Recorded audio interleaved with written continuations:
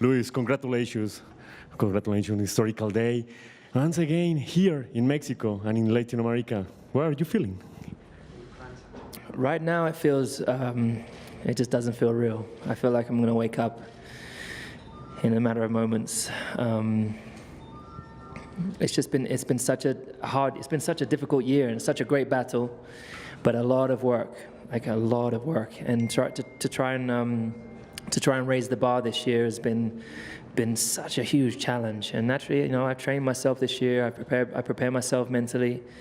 Don't believe in mind coaches and all those kind of things. And so I really work hard to make sure I've got the right energy, the right balance in my life. And this year, just working on all these different aspects to enable myself to perform better. You know, I think I had a great year last year, and I was thinking to myself, how can I raise the bar? How can I squeeze some more out of myself? Honestly, you never know what the formula is, and there is no secret formula, but somehow I managed to find that balance and that flow, and I've had some of my best races of my career, and I think that's ultimately why I'm sitting here. But it doesn't even register at the moment, being number 5. It just, you know, just getting my first was amazing, and the third was incredible. And yeah, people were mentioning Fangio, and yeah, so I think right now it's just it's very humbling as well, because I'm quite conflicted emotionally right now, because had this tough race of which I wanted to win, got a great start, and then it went from good to bad, but we still finished 4th. It's not a bad finish, and ultimately is what we needed. But in my mind, we still got a team championship to win, and today we lost some points to Ferrari, and I really want to deliver for the team. So still got 2 races to win. I just feel very content right now. Just feel very happy. You know, geez, I'm looking forward to going to sleep, honestly. But I'm really trying to cherish this moment, because I know I won't. There's only one. This moment will only last for a period of time, and then you're moving on to the next thing. And time is just so precious. This is a precious moment for me, so I'm just trying to absorb it and really cherish it. I still got things to achieve. There's still so many targets, so many things ahead. Now I can tick off. I could strike out one of the things that I put in my list of the year. It's always at the top: win the world title. Do everything for that.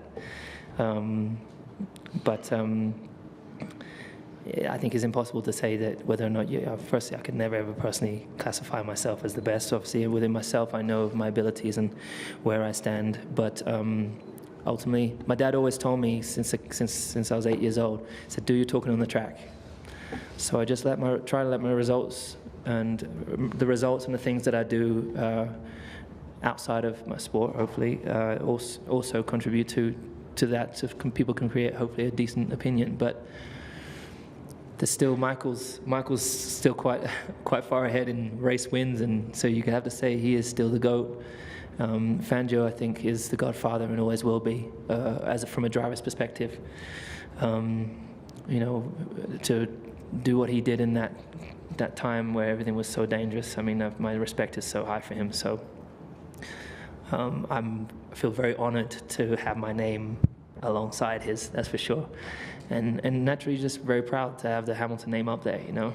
Like, if I stop today, the Hamilton name will always be there. And if you could see how tough it was for us from the beginning, and even this year, you know, there's still fighting with those obstacles, and still coming stronger and stronger each year. And I feel like I'm still driving with that fierce fire that I had when I was 8 years old, which I love. And so I'll keep going until that goes, which I don't think it's ever going to go, but I'll probably my body clock will run out at some stage.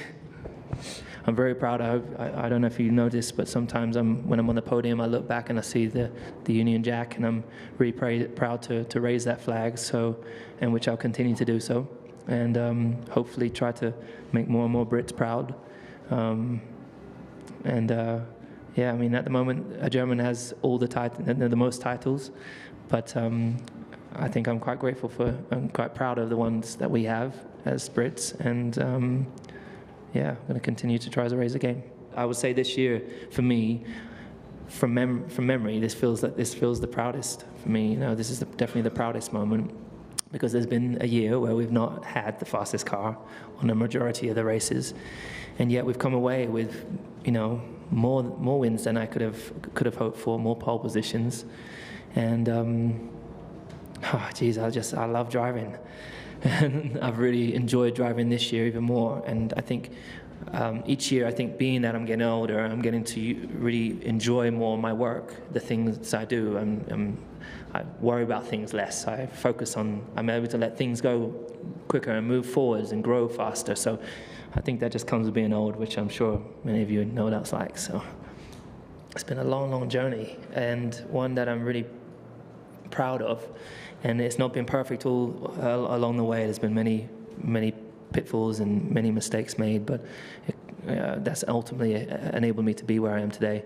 But it is, it's awesome to see young kids. I invited this one young female racing driver from Mexico this weekend, and had her come, which she didn't have tickets to come. And it's crazy for me to see this little sparkle in these young people's eyes, who look at me as I once looked at several of the drivers when I was young, when I had the opportunity to meet Mika, when I had the chance to meet David and Damon Hill and Nigel and all these guys. And I was this kid, I would imagine, with this sparkle. It's like, one day I want to do what you guys do. So it's a very, very humbling experience, and very it's a beautiful privilege to have.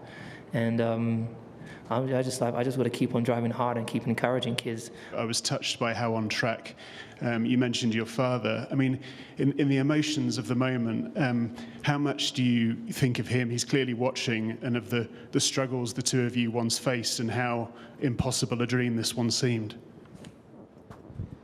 That's a good question. This has actually been a really difficult weekend, because my grandfather died on Friday morning? Thursday morning. And naturally, when someone passes away, it brings the whole family together, but he was the godfather of the family. And so it just brought, my dad and me were already quite close, but it naturally brought us a little bit closer. And I always remember, and I never will forget, the things that he did in order for me to be here today, for our family to thrive. And I really do aspire to be like him, as a man, as a strong black man, and as a father, and as a human being, for doing what he did with the difficult times and the little that he had. I think that's testament to where we are, and I think all that work that he put in my grandfather would be so proud of him, so proud of us, and grateful that the Hamilton name is there and established and will go down now in history, which is kind of crazy to think. But yeah, I really honestly at the center of who I am, I always remember driving around Ride House. My dad was the only father that would go out on the track, and he would go and stand when I was 8 years old, he would go and stand where the quickest kid was sitting, and at the time was a kid called Nicky Richardson. And as an 8-year-old, I looked up to Nicky. He was so quick, and I was like, I gotta be better than him somehow. And my dad would go and stand where he was braking, and he would move several meters down and say, "This is where you have to brake." No other father was doing that, And so I'd go around and I'd try and brake at that point, and I'd spin off and crash. And eventually I could do it. And that's been at the core of, I've always been known as a late breaker. Today I didn't utilize that because I didn't need to, but I think that's ultimately helped. Those core moments, those special moments are really what I fight with today, and at the core of who I am.